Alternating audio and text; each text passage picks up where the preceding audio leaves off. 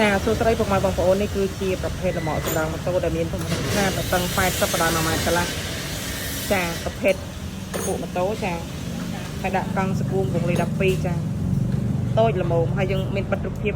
មួយស្លឹកផ្នែកខាងក្រោមនេះនិង3ស្លឹកផ្នែកខាងលើមានប្រក់តមូលពណ៌ក្រហមលឿង1ម៉ែត្រកន្លះតឹងបណ្ដោយ2ម៉ែត្រជូនគាត់ហើយទូកញ្ចក់ផ្លុក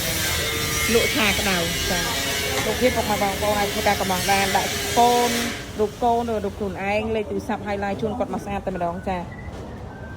ហើយចំពោះកន្លែងនេះគឺមានទ្វារមួយចាទ្វារសម្រាប់យើងបើកខាងក្នុងណាហើយ